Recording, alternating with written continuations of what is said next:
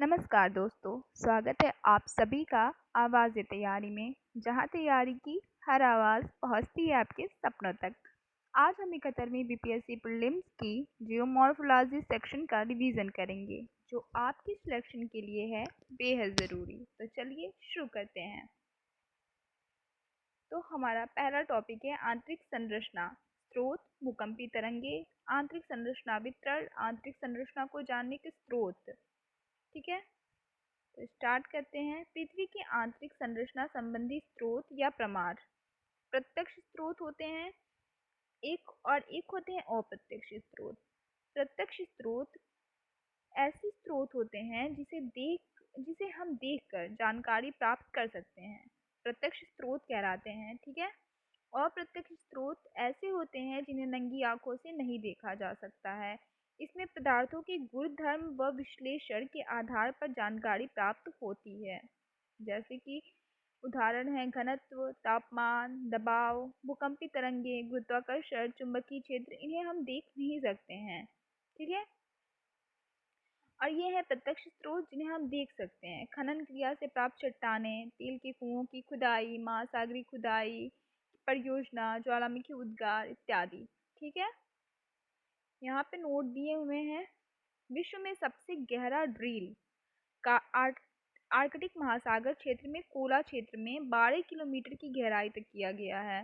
धरातल के नीचे जाने से तापमान में औसत वृद्धि दर प्रत्येक 32 मीटर की गहराई पर 1 डिग्री सेंटीग्रेड होती है। ठीक है, मतलब प्रत्येक 32 मीटर नीचे जाने पर 1 डिग्री सेल्सियस बढ़ेगा।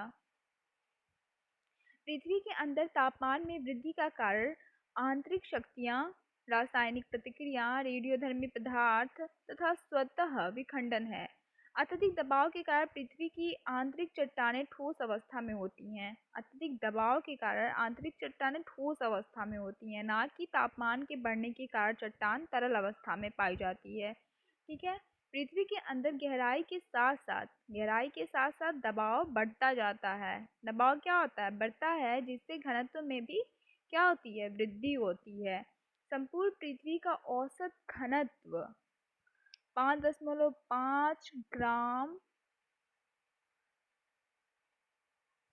सेंटीमीटर घन सेंटीमीटर है। ठीक है, पृथ्वी के कोर का घनत्व 11 ग्राम घन सेंटीमीटर सर्वाधिक तथा ऊपरी क्रस्ट का घनत्व 3 से 3.5 ग्राम प्रति घन सेंटीमीटर होता है। ठीक है, पृथ्वी की आंतरिक संरचना को जानने का सबसे महत्वपूर्ण स्रोत भूकंप विज्ञान है। पृथ्वी के आंतरिक भाग से तरंगों के रूप में ऊर्जा निकलती है। क्या निकलती है? तरंगों के रूप में ऊर्जा निकलती है, जिसे ही भूकंपी तरंग कहते हैं। भूकंप का उद्गम पृथ्वी के अंदर जिस स्थान से ऊर्जा निकलती है, उस स्थान को भूकंप का उद्गम केंद्र कहते हैं। ठीक है, भूकंपी तरंग तथा पृथ्वी की आंतरिक संरचना कितने प्रकार के होते हैं? 3 प्रकार के तरंग होते हैं। भूकंपी तरंगों का अभिलेखन सिस्मोग्राफ द्वारा किया जाता है। किसके द्वारा किया जाता है? सिस्मोग्राफ द्वारा किया जाता है। ठीक है, ये क्वेश्चन बन सकता है। प्राथमिक तरंगे, ठीक है, 3 प्रकार की तरंगे होती हैं। प्राथमिक तरंगे, द्वितीयक तरंगे और धरातली तरंगे। सरफेस लेयर यानी कि एल वेव और सेकेंडरी वेव और प्राइमरी वेव। ठीक है, प्राइमरी वेव्स की खोजकर्ता कौन है? कोनराड महोदय हैं। यह ध्वनि तरंगों के समान होता है। यह अनुदैर्घ्य तरंग होता है। कंपन तरंगों की दिशा में समानांतर होता है। गति सबसे तीव्र होती है। यह तीनों अवस्था में गमन कर सकती है, ठोस, द्रव और गैस। ठोस गति सर्वाधिक होती है। ठोस में जो गति होती है वो सर्वाधिक होती है। धरातल पर सबसे पहले अनुभव किया जाता है। धरातल पर सबसे पहले अनुभव किया जाने वाला तरंग जो है वो है प्राथमिक तरंग। ठीक है, पी तरंग का छाया क्षेत्र भूकंप अधिकेंद्र से 105 डिग्री व 145 डिग्री के मध्य होता है। अब है द्वितीयक तरंगे, सेकेंडरी वेव्स। ठीक है, इसकी खोज करता है जेफरीज द्वारा किया गया है। गति प्राथमिक तरंगों से थोड़ा कम होता है। यह प्रकाश तरंगों की भांति गमन करता है। जैसे कि प्रकाश तरंगे गमन करती हैं, वैसे ही यह अनुप्रस्थ तरंग होती है। पथ के कणों की गति तरंग की दिशा में लंबवत होती है। यह केवल ठोस अवस्था में गति करता है। यह तीनों अवस्था में गति कर सकता है और ये केवल ठोस अवस्था में ही गति कर सकता है। पृथ्वी के अंदर जहाँ ये तरंगे विलुप्त होती हैं, वहाँ तरल अवस्था होने का प्रमाण मिलता है। धरातली तरंगे इसकी खोज करता है एस.जी. लव, इसीलिए इसे लव तरंग भी कहते हैं। एल वेव यानी कि लव वेव द्वारा क्या होता है, गति सबसे कम होती है। यह केवल पृथ्वी की ऊपरी सतह पर गमन करती है। यह सबसे अधिक लंबा मार्ग तय करती है। सतह पर भ्रंशन तथा विस्थापन अधिक होने के कारण सर्वाधिक विनाशकारी तरंग कहा जाता है। सर्वाधिक विनाशकारी तरंग कौन सी वेव है? एल वेव यानी कि लव वेव। इसका प्रभाव जल एवं स्थल दोनों पर होता है। निर्माण शैलों की अन्योन्य क्रिया द्वारा होता है। ठीक है, अब यहाँ पे नोट दिया गया है, भूकंपी तरंगों की गति का पदार्थ के घनत्व से सीधा संबंध होता है। एस तरंगों का छाया क्षेत्र पी तरंगों की छाया क्षेत्र से ज्यादा विस्तृत होता है, जो यहाँ पे समझाया गया है, इसे देख सकते हैं आप लोग। ठीक है, ये देखिए,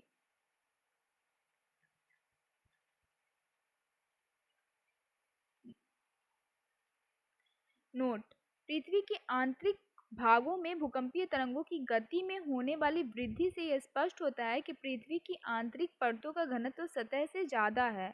क्रस्ट और मेंटल में पदार्थ ठोस हैं। प्रमाण यहाँ पे पी और एस तरंग दोनों ही सतह में गति करते हैं। बाह्य कोर तरल अवस्था में है। प्रमाण गुटेनबर्ग आसंतित के बाद एस तरंगे विलुप्त हो जाती हैं। ठीक है, पृथ्वी की आंतरिक संरचना। पृथ्वी की आंतरिक संरचना कैसी है, इसके बारे में देखते हैं। पृथ्वी की आंतरिक संरचना प्रत्यक्ष एवं अप्रत्यक्ष स्रोत के आधार पर पृथ्वी 3 संकेंद्रीय परतों में बनी है। कितनी संकेंद्रीय परतों से बनी है? 3। ठीक है, भूपर्पटी, मेंटल और क्रोड। भूपर्पटी और मेंटल के बीच मोहवा संबंधता है और मेंटल और कोर के बीच गुटेनबर्ग असंबंधता है। भूपर्पटी यानी क्रस्ट, मेंटल एंड कोर।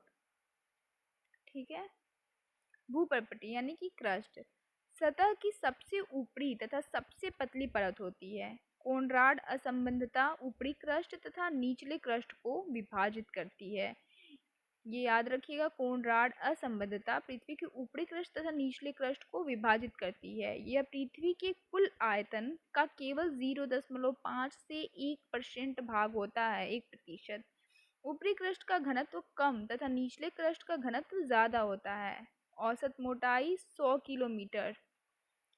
महाद्वीपों पर मोटाई अधिक 30 किलोमीटर और महासागरों पर मोटाई कम 5 किलोमीटर, सिर्फ 5 किलोमीटर। निर्माण महाद्वीपों का निर्माण हल्की ग्रेनाइट चट्टान से हुआ है। महासागरों का निर्माण भारी बेसाल्ट चट्टान द्वारा हुआ है। महाद्वीपीय परपटी में सिलिका तथा एल्युमिनियम यानी कि सियाल अधिक मात्रा में पाए जाते हैं। महासागरीय परपटी में सिलिका और मैग्नीशियम यानी कि सीमा अधिक मात्रा में पाए जाते हैं। SI से सिलिका और Ma से मैग्नीशियम, SI से सिलिका और Al से एल्युमिनियम, सियाल और सीमा। औसत घनत्व 3 ग्राम प्रति घन सेंटीमीटर होता है। मेंटल, ठीक है, यह क्रस्ट के नीचे की परत होती है।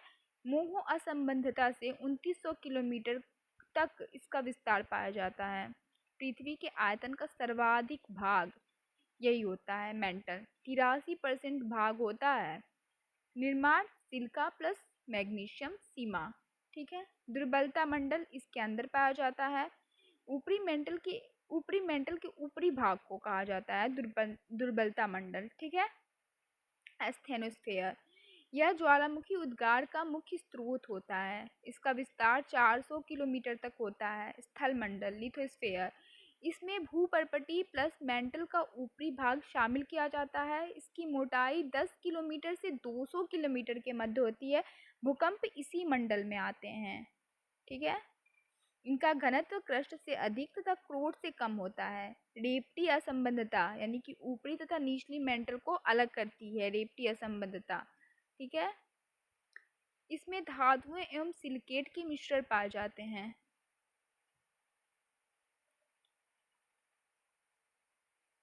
विश्व का भूगोल, वर्ल्ड भूगोल जो हम लोग अभी पढ़ रहे हैं, जियोमॉर्फोलॉजी, इसमें अब ये है क्रोट। ठीक है, यह पृथ्वी की सबसे आंतरिक परत होती है। इसका विस्तार 2900 किलोमीटर से 6371 किलोमीटर 6371 किलोमीटर तक होता है। घनत्व सर्वाधिक होता है 13 ग्राम सेंटीमीटर घन।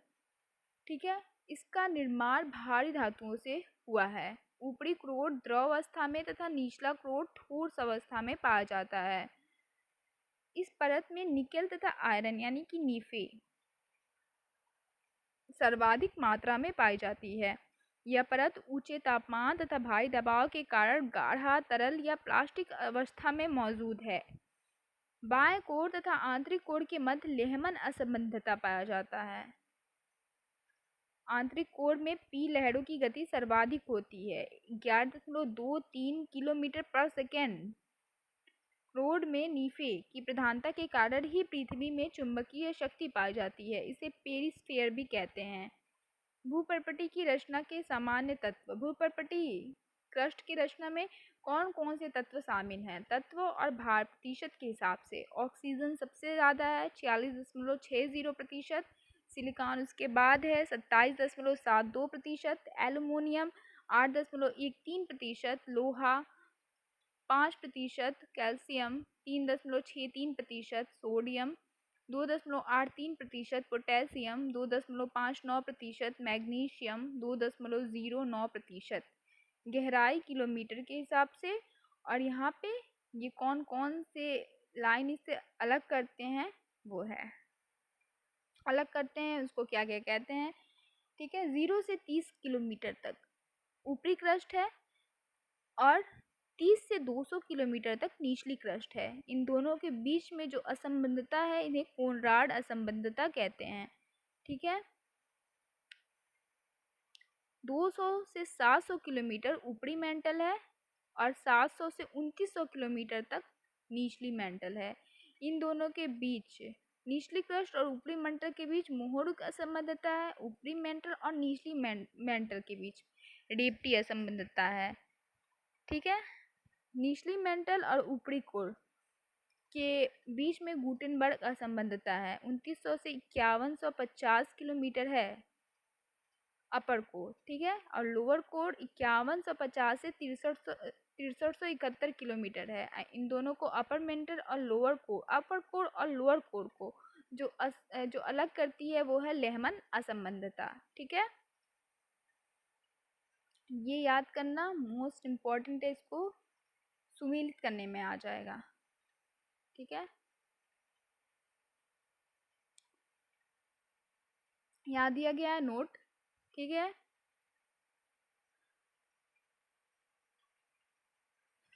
रासायनिक संगठन के आधार पर एडवर्ड स्वेट ने आंतरिक संरचना को बांटा है।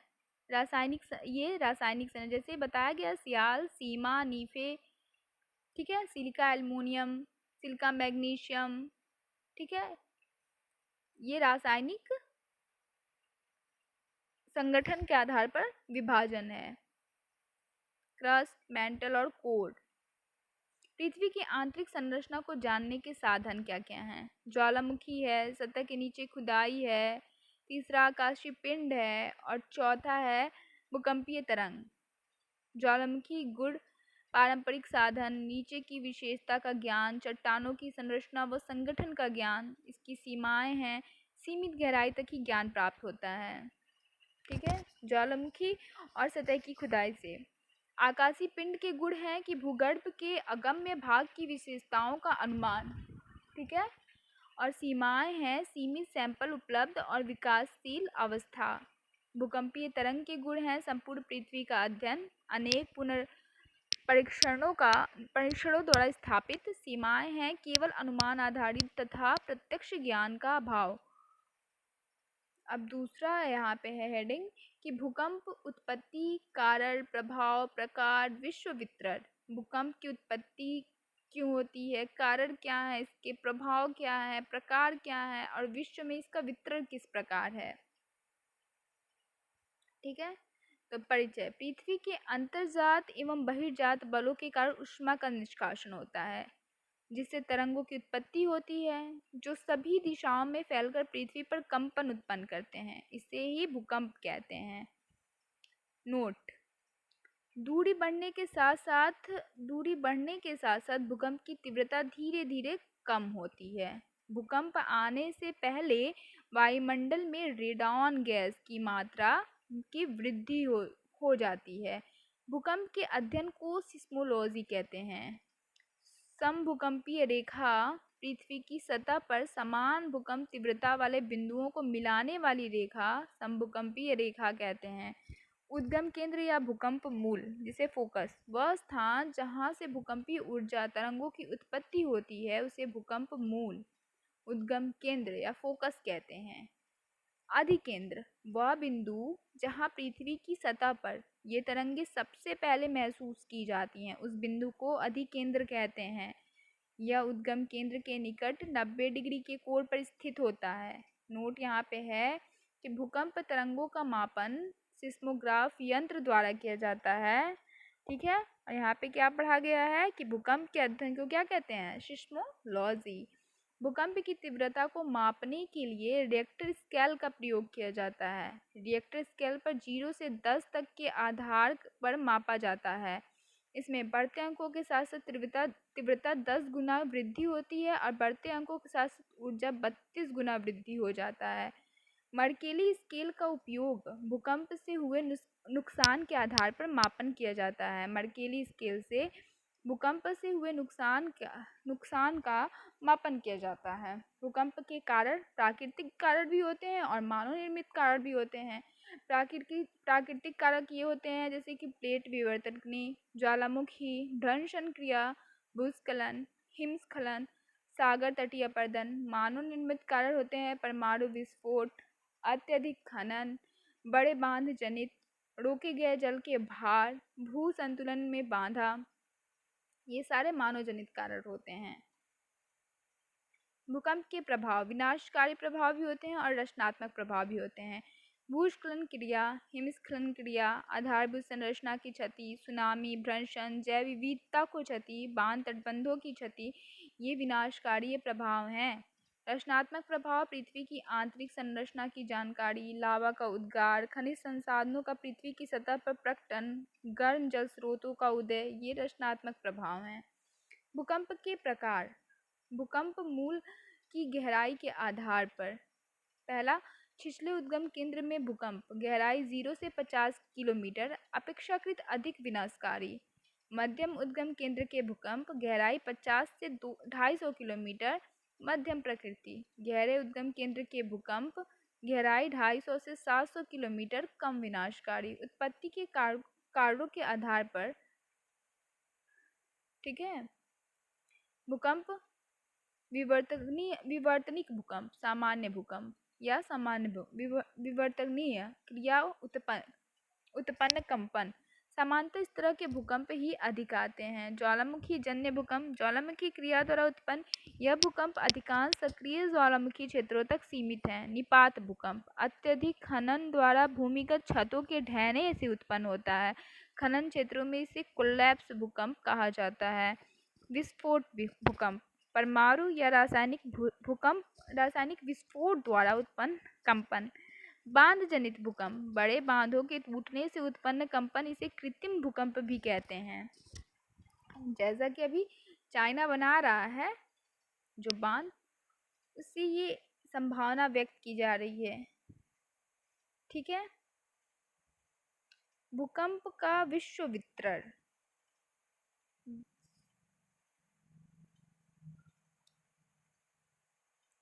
भूकंप का विश्व वितरण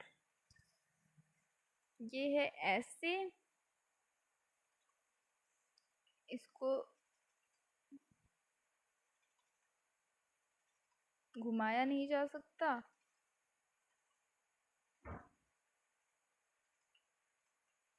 भूकंप का विश्व वितरण ये है, परिप्रशांत पेटी में है, मध्य महाद्वीपीय पेटी में है, परिप्रशांत पेटी में है। सर्वाधिक भूकंप यहीं आते हैं, प्रशांत पेटी में। ठीक है, रिंग ऑफ फायर कहते हैं। न्यूजीलैंड से कमचटका, जो अभी भूकंप आया था ना रूस के कमचटका प्रायद्वीप पे, प्रायद्वीप न्यूजीलैंड में कमचटका प्रायद्वीप पे अलास्का फॉकलैंड तक विस्तृत। रूस का कमचटका प्रायद्वीप पे अभी हाल ही में भूकंप आया है जो कि बहुत तीव्र था, 8.3 तीव्रता का शायद था। ठीक है, विश्व में लगभग 63% भूकंप यहाँ आते हैं। और मध्य महाद्वीपीय पेटी विस्तार मैक्सिको से होकर अटलांटिक महासागर तक, भूमध्य सागर, आल्प्स, काकेशस, हिमालय, समीपवर्ती क्षेत्रों तक लगभग 11% भूकंप यहाँ आते हैं। इस क्षेत्र में ज्वालामुखी के उद्गार कम होते हैं। मध्य सागरीय पेटी भ्रंश मूलक भूकंप आते हैं। अफ्रीकी झीलों, लाल सागर, मृत सागर पेटी क्षेत्र में शामिल है। 11% भूकंप इन्हीं क्षेत्रों में आते हैं। कारण प्लेट विवर्तन की अफ्रीकन रिफ्ट प्रणाली इसी पेटी से संबंधित है। मध्य अटलांटिक पेटी, यहाँ प्लेटों के अपसरण के कारण भूकंप आते हैं। ठीक है, विस्तार उत्तर में आइसलैंड से लेकर दक्षिण में बोबेर द्वीप तक। ठीक है, उत्तर में आइसलैंड से लेकर दक्षिण में बोबेर द्वीप तक। ये हैं 4: बड़ी प्रशांत पेटी, मध्य महाद्वीपीय पेटी, मध्य सागरीय पेटी और मध्य अटलांटिक पेटी। भारत के भूकंपीय जोन, भारत के भूकंपीय जोन 5 होते हैं। ठीक है, तो बताते हैं पांचों के बारे में। भूकंप जोन 5 अत्यधिक जोखिम वाला क्षेत्र होता है। ये तीव्रता यहाँ 9 या इससे अधिक होती है। क्षेत्र का 12% होता है। प्रभाव समस्त NEZ&K हिमाचल प्रदेश, यानी कि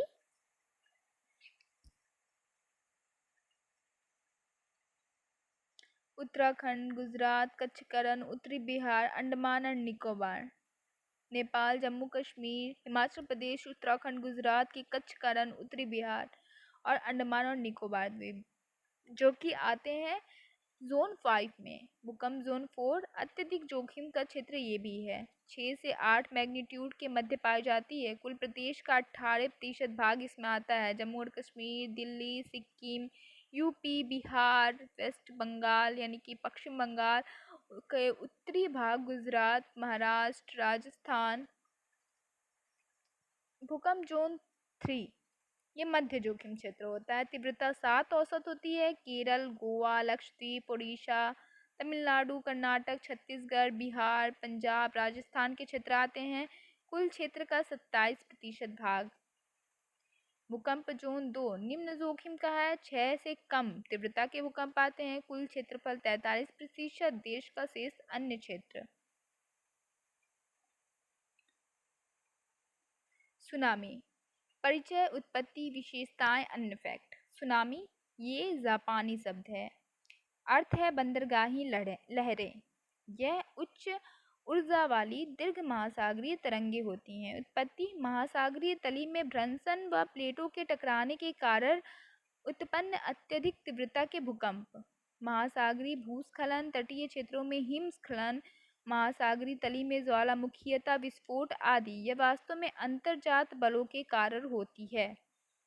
नोट है कि गहरे महासागरों में सुनामी की लंबाई सर्वाधिक तथा तरंग की ऊंचाई कम होती है, जबकि समुद्र तटों पर सुनामी की लंबाई में कमी तथा तरंगों की ऊंचाई में वृद्धि होती है। सुनामी की गति गहरे समुद्रों में ज़्यादा तथा तटों पर कम होती है। सुनामी का पता लगाने के लिए dart deep ocean assessment and reporting of tsunami नामक तकनीक का विकास किया गया है। ज्वालामुखी वोल्केनो की परिभाषा क्या है? ज्वालामुखी के अंग,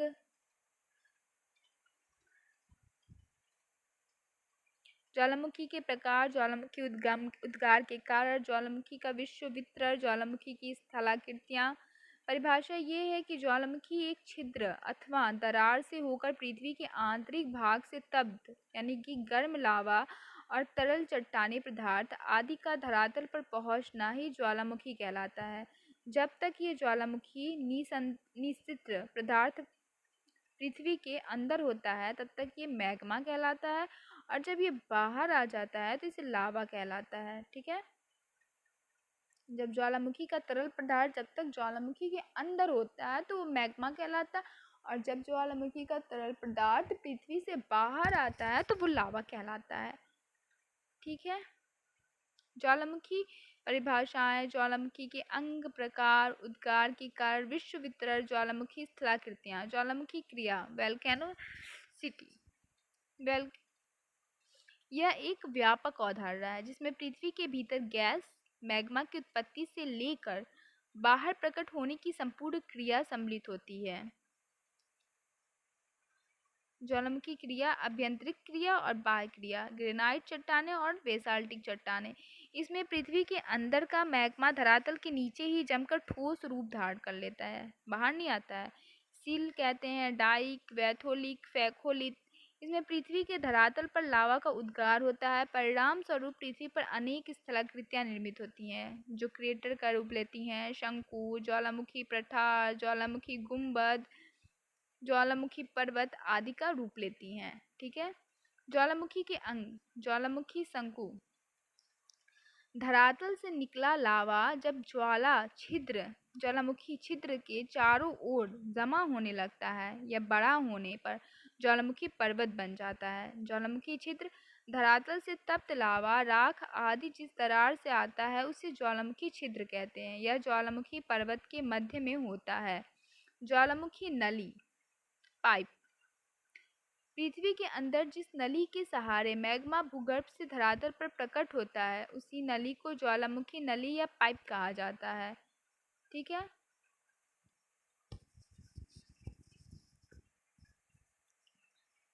ये है छोटा छिद्र, ये है जब छिद्र विस्तृत हो तो क्रेटर कहलाता है, और ये है बड़ा, जब छिद्र अत्यधिक विस्तृत हो तो कॉलरेड कहलाता है। ठीक है। ये सारे क्वेश्चन बन सकते हैं।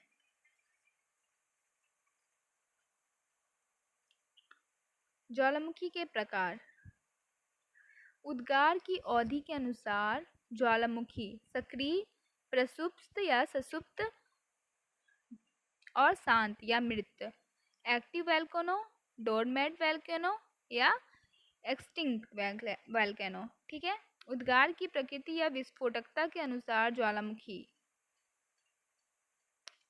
उद्गार की अवधि के अनुसार ज्वालामुखी में सक्रिय है, प्रसुप्त है, शांत है या मृत है। सक्रिय ज्वालामुखी इस जिससे निरंतर राख, लावा आदि निकलता रहता है। उदाहरण के लिए इटली का स्ट्रोम्बोली माउंट एटना इटली में है, कोटोपैक्सी इक्वाडोर में है, माना लोआ हवाई द्वीप में है। ये सक्रिय ज्वालामुखी के उदाहरण हैं। स्ट्रोम्बोली ज्वालामुखी को भूमध्य सागर का प्रकाश स्तंभ कहते हैं। ठीक है।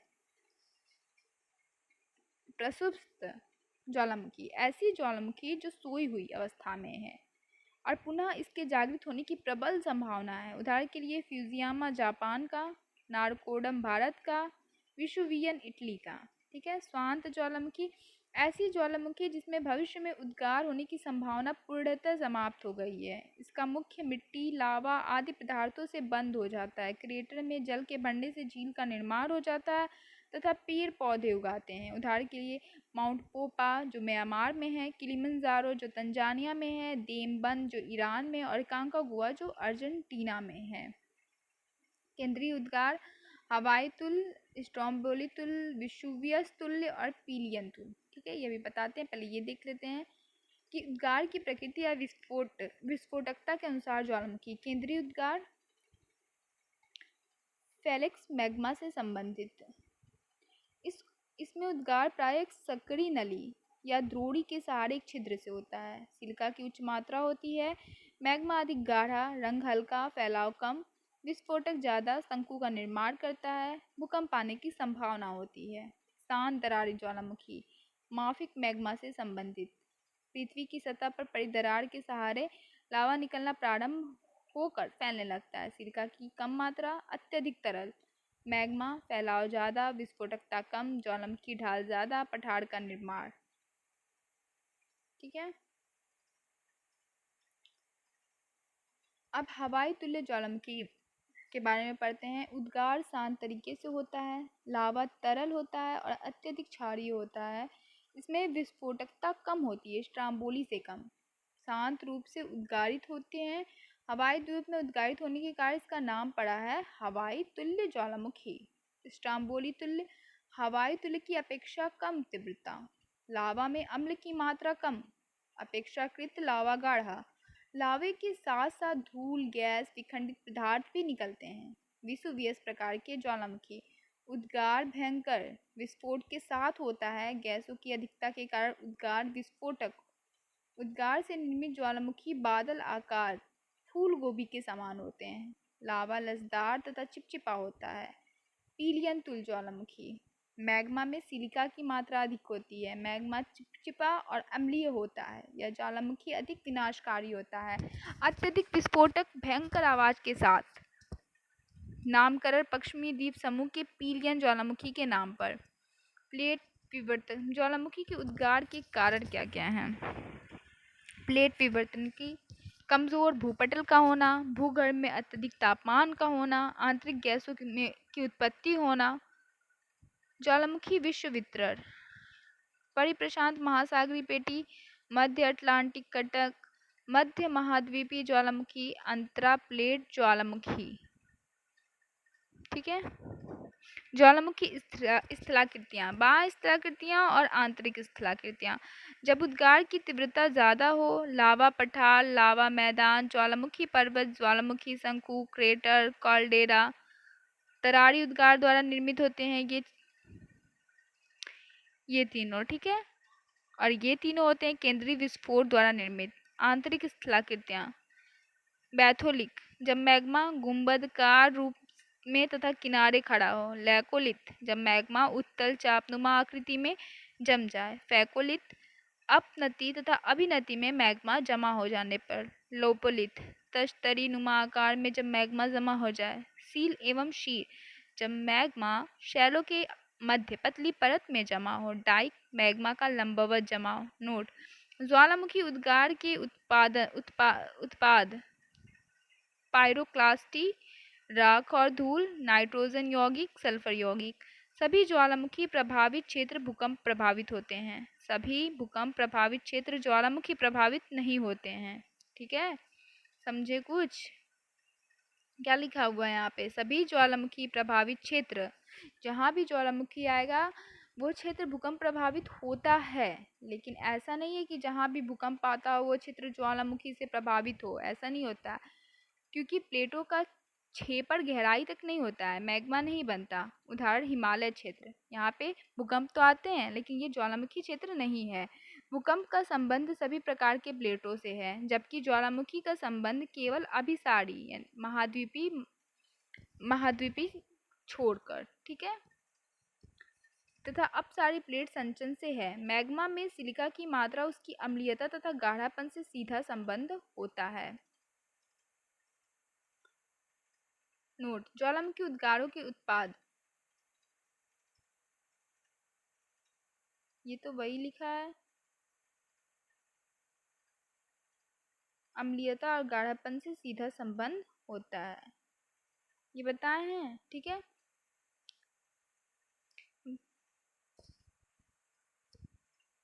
यहाँ पे मैग्मा गाढ़ा, अम्लीयता ज़्यादा। केंद्रीय विस्फोट ज्वालामुखी, ग्रेनाइट चट्टानों तथा ज्वालामुखी पर्वत का निर्माण। मैग्मा तरल तो क्षारीयता ज़्यादा। मैग्मा गाढ़ा होता है तो अम्लीयता ज़्यादा, मैग्मा तरल होता है तो क्षारीयता ज़्यादा। केंद्रीय विस्फोट ज्वालामुखी में ग्रेनाइट चट्टानों तथा ज्वाला पर्वत का निर्माण होता है। शांत दरारी ज्वालामुखी बेसाल्ट चट्टान पठार निर्माण करता है। कुछ महत्वपूर्ण शब्दावलियाँ हैं। पायरोक्लास्ट, ज्वालामुखी क्रिया से निकलने वाले चट्टानों के बड़े टुकड़े को कहते हैं। लैपिली, निष्कर्षित ठोस लावा चट्टान जिनका आकार मटर के दाने के बराबर होता है। प्यूमिस, ये लावा के झाग से बने होते हैं, इसलिए इनका घनत्व जल घनत्व से कम होता है, जिससे यह जल पर तैरने लगते हैं। धूल या राख, अत्यधिक महीन चट्टानी कण जो हवा के साथ उड़ जाते हैं। गेशर या गीजर, ज्वालामुखी क्षेत्रों में निर्मित दरारों से फुहारों के रूप में गर्म जल निकलता है, गीजर कहलाता है। धुआंरा, यह ज्वालामुखी सक्रियता के अंतिम लक्षण माना जाता है। लावा, राख आदि की जगह कभी कभी धुआं निकलता है। गंधक तथा गंधक तथा बोरिक एसिड इनसे प्राप्त होता है। लावा राख आज कभी कभी धुआं निकलता है, गंधक तथा बोरिक एसिड इनसे प्राप्त होता है धुआरा से। ठीक है, विश्व के प्रमुख ज्वालामुखी यहाँ पे दिए गए हैं, जिनको पढ़ लेंगे। ज्वालामुखी देश ये हमेशा आता है, और ये है मोस्ट इम्पोर्टेंट।